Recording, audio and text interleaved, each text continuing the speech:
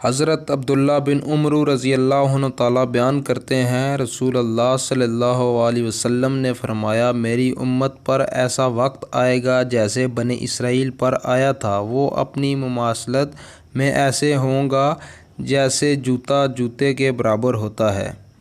حتیٰ کہ اگر ان میں سے کسی نے اپنی ماں سے اعلانیہ بدکاری کی ہو تو میری امت میں بھی ایسا کرنے والا شخص ہوگا۔ بے شک بنی اسرائیل میں 72 فرقوں میں تقسیم ہوئے اور میری امت 73 فرقوں میں تقسیم ہوگی۔